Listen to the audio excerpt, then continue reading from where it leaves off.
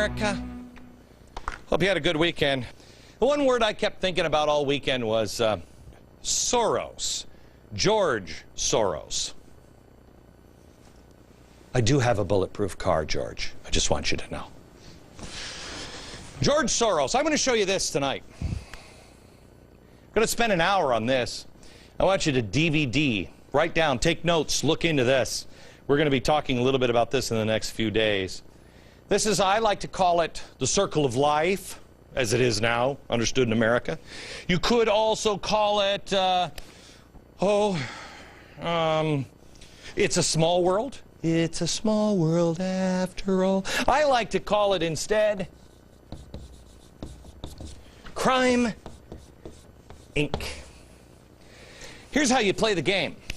First of all, you have to be somebody who is in with the administration. If you're in with George Soros and the administration, you can play. You start here and you just go around, okay? Starts with George Soros. He's the billionaire progressive activist who doesn't mind throwing his money around. His seemingly unending quest for big government control is kind of strange, perplexing to me, honestly, because he was born in Budapest, Hungary. His dad was a Hungarian Jew who was a prisoner of war in World War I. Soros eventually found his way to New York City in 1956. Oh, I've been happy about that ever since. By 1970, he had set up hedge funds that could help him make his fortune. He's the guy who helped collapse the British sterling. Yet he spent millions of that fortune on things like progressive blog sites like Media Matters, where bloggers can earn six-figure salaries just to sit around in their underpants and distort conservative words all day. He started the Open Society Institute, which seeks fairness and justice. He also helped start the Tides Foundation, which among its many super classics are the anti-capitalist Story of Stuff indoctrination video. That's George Soros money. Great. Shown in schools all across America to warp your children's brains and to make sure they know how evil capitalism is. He's also a globalist. He's one of the power players trying to establish a new world. Watch when he says it. Notice how he stumbles every time he says this, because he's like, uh-oh, I'm really spooky dude saying new world order, probably freaking people out. Watch him. He'll stumble every time he talks about establishing. You really need to bring China into the creation of a new world order, financial world order. So I think you need a new world order that China has to be part of the process of creating it. I just want to say, I just believe we should have a new, oh no, I shouldn't be saying this on television. What else could I say? A new world order. He's also a guy, I don't know if he's a radical that has been trying to implement the Cloward and Piven strategy on collapsing the system, but he's one of the guys who's capitalizing on it. He's one of the guys looking to replace the capitalist system once it has been destroyed. I believe that basically the system is broke and needs to be reconstituted. The system we have now has actually broken down, only we haven't quite recognized it. And so you need to create a new one. And this is the time to do it. Yes, a new world order. What did I tell you a couple of weeks ago? I said, look, America, they're using this time. What are you doing with your time? They're using their time to get filthy rich and create a new world order. Did I say that out loud? Yes. Yes, you did. Perhaps his most effective creation is the Center for American Progress. That's next on our big Crime Inc. wheel. George Soros takes some of his spooky dude money and forms the Center for American Progress. Formed in 2003, he promised $3 million, but that number could be much higher, as Soros admits to spending $500 million a year on his various foundations. It's important to see what Soros is investing in. Could there possibly be any conflicts of interest? No, they're looking out for you. Through his Soros Fund Management Hedge Fund, Soros is heavily invested. I just want to show this. First, we start here. Crime Inc. George Soros, spooky dude.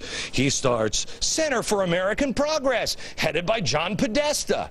Center for American Progress with John Podesta selects the Obama transition team. Isn't this great so far? Next step, Soros.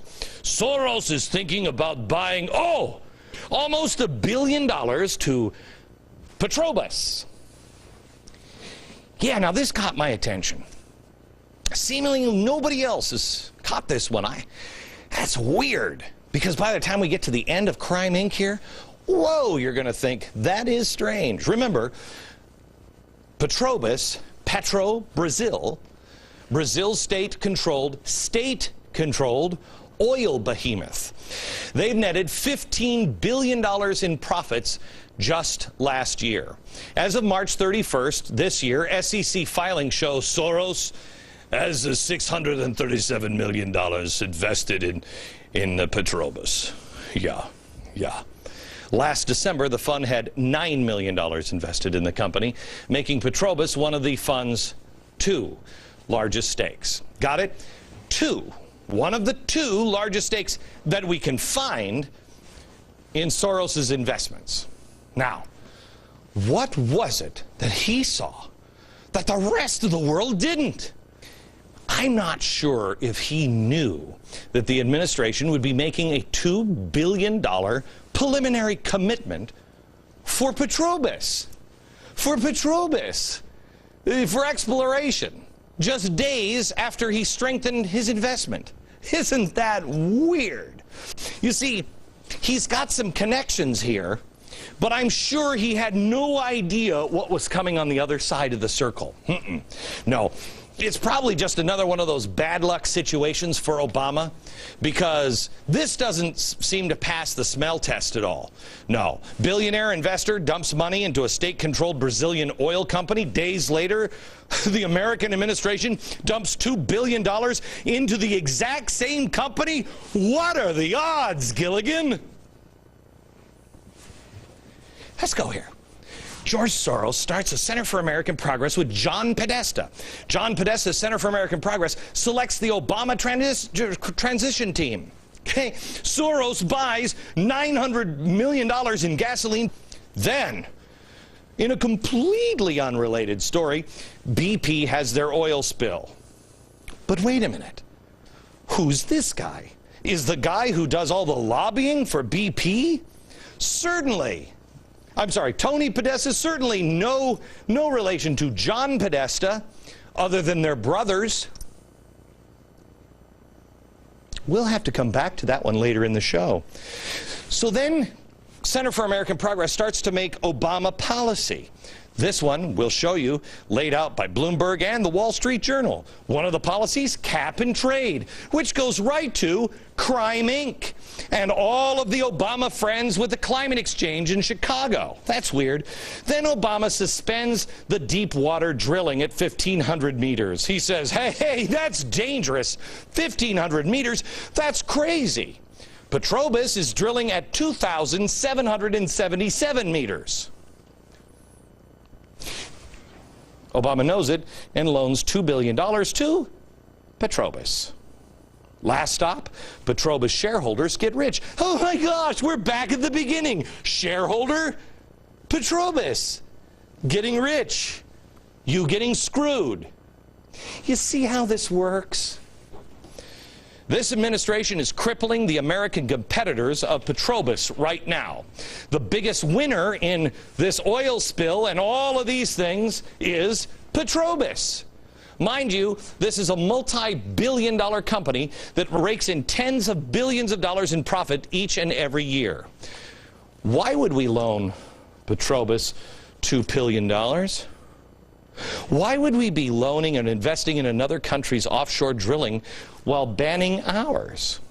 Circle of crime keeps going around.